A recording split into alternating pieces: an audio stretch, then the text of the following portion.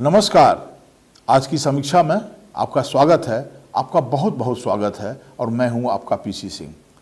आज की चर्चा 9 तारीख को 9 दिसंबर को इंडिया चाइना बॉर्डर के ऊपर दोनों देश के सैनिकों के साथ जो झड़प हुई उसके ऊपर और फिर उससे संबंधित कई महत्वपूर्ण सवालों के ऊपर में, इसी को लेकर के कल पार्लियामेंट में विपक्ष ने सरकार मैंने वहाँ से वॉक आउट कर गई, इसलिए कि विपक्ष का डिमांड है कि सरकार इसके ऊपर डिस्कशन करे, लेकिन अभी तक इसकी सहमति नहीं मिली। इसलिए लोकसभा और राज्यसभा दोनों में विपक्ष की पार्टियां ने वॉकआउट किया।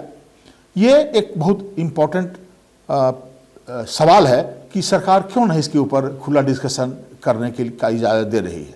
एक तो ये बात है, और दूसरी बात जो है वो उससे भी महत्वपूर्ण सवाल है कि क्या बात है कि बार बार चीन हमारी सीमा में घुस लेता है।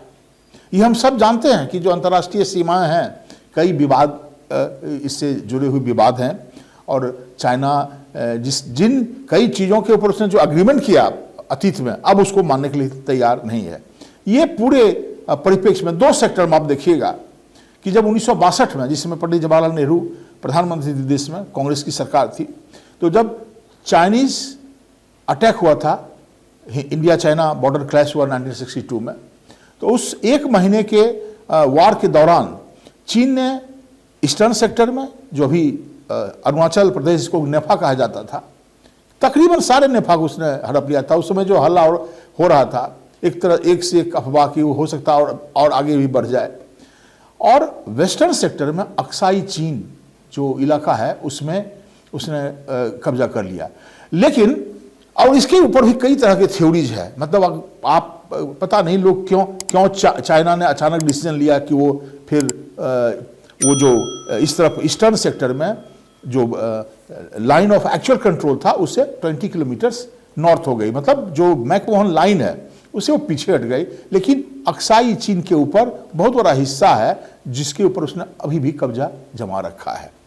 अब महत्वपूर्ण सवाल यह है कि अगर आप देखेंगे चाइनीज जो इस विषय के ऊपर जो बड़े बड़े उद्भट विद्वान हैं अपनी अपनी तरह से इसको समझने की कोशिश करी। अभी मैं पढ़ रहा था, एक बहुत बड़ा थेसिस ये आ रहा है कि कहीं ना कहीं आखिर ये सवाल है कि अगर चाइना ने अक्साई चीन को उस समय कब्जे में रख लिया, तो फिर उसने अरुणाचल के ऊपर जो कब्जा जहां तक भी कर लिया था उसके ऊपर भी वो उसके पास तो शक्ति थी। हम लोग इस स्थिति में नहीं थे सिवाय इंटरनेशनल प्रेशर के। तो अगर इंटरनेशनल प्रेशर ही था तो अक्साई चीन से भी हट सकता था, ऐसा नहीं हुआ।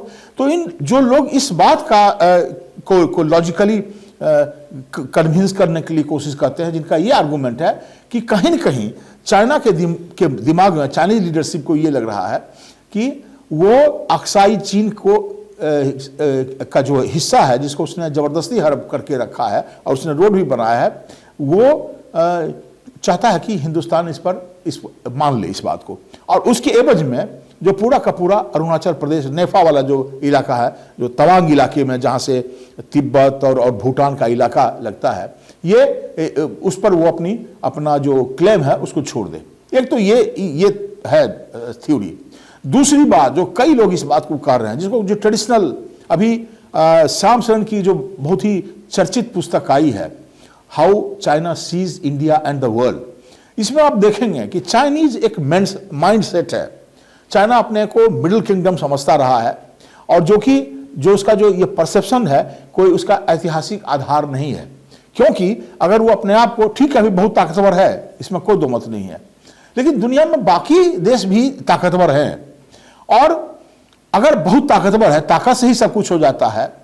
तो चीन अभी ताइवान में जब नैन्सी पॉलिसी गई थी, उसमें उनका जो विजिट हुआ था, तो सिर्फ वो प्रदर्शन करते रहा, बाहर अटैक करके ताइवान को हड़प नहीं सकता था, उसके पास इतनी शक्ति है, क्या हो गया? क्योंकि देखिए आज का जो अंतर्राष्ट्रीय जो ग्लोबल वर्ल्ड है, वो आप शक्ति, इतिहास इस बात का साक्षी है कि अमेरिका जैसे ताकतवर कंट्री को भी वियतनाम ने झुका दिया था।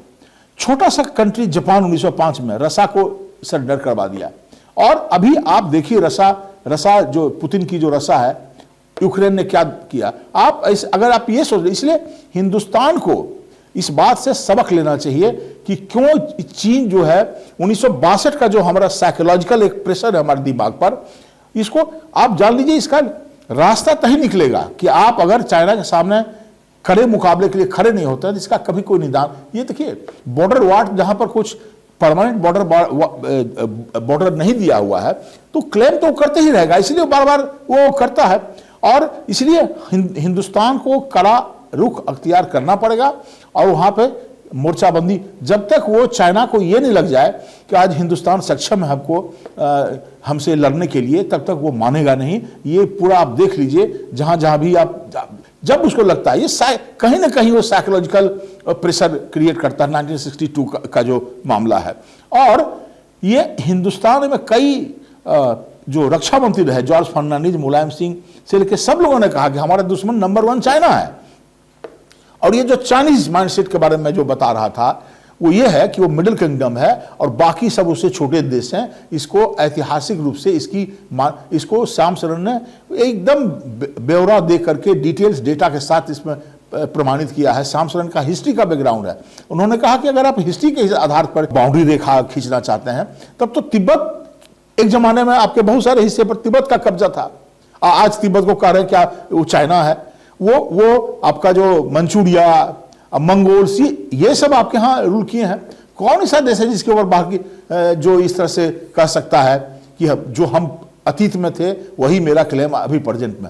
1914 में शिमला एग्रीमेंट हुआ था जिसके आधार पे मैकमोहन रेखा बनी, जो ब्रिटिशर्स ने बनाया। उसमें ब्रिटिश इंडिया यहाँ पर हमारे यहाँ अंग्रेज हुकूमत कर रहे थे। और जब 1914 में वो शिमला एग्रीमेंट होता है तो ब्रिटिश इंडिया के रिप्रेजेंटेटिव, मतलब ब्रिटिशर्स और चाइनीज रिप्रेजेंटेटिव और ऑन इक्वल फुटिंग तिब्बत के भी लोग थे।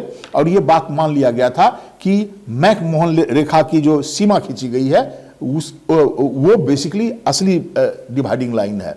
तो जब आप 1914 में उसको मान ले रहे हैं, अब फिर बाद में उसको कह रहे हैं कि ये तिब्बत उनका सारा इतिहास में, अतीत में उनका हिस्सा रहा, इसलिए उनका क्लेम है और जबरदस्ती उन्होंने ले भी लिया। और भी कई तरह की चीजें हैं। माओ से तुम तो ओपनली बोलते थे, आप पढ़िए तारिक अली का बुक, उसमें कहता था कि ये जो चाइना है, ये पाम का इशारा करके कि ये बीच चाइना है और जितने छोटे छोटे उसके आसपास के जो कंट्रीज हैं, तिब्बत हो, भूटान हो, ये सब उसकी उंगलियां हैं। तो इस तरह का माइंडसेट, क्या यह संभव है इस जमाने में जब बहुत सारी ताकत है? और इसका उदाहरण मैं आपको दे ही चुका हूं कि कई छोटे छोटे कंट्री ने इतिहास में इस बात को साबित कर दिया है कि सिर्फ आर्म से और आपका कंट्री का आकार से ही सब कुछ तय नहीं होता है। तो हिंदुस्तान के लिए और जो हमारे लीडरशिप हैं, जो हमारा, इसको तय करना पड़ेगा। हम ये नहीं कह रहे कि आप डिप्लोमेटिक जो इनिशिएटिव है उसको छोड़ दीजिए, लेकिन कहीं ना कहीं चाइना को ये मैसेज देना होगा कि हम, अगर आप इस मुखालफत में रह रहे हैं कि आप जो चाहिए कर लीजिएगा, तो ये अब संभव नहीं है। हिंदुस्तान 1962 का हिंदुस्तान नहीं है। इन्हीं चंद मतलब टिप्पणियों के साथ आज मैं आपसे इजाजत लेता हूं। फिर कल मिलूंगा, किसी और मुद्दे पर आपसे बात करूंगा। धन्यवाद।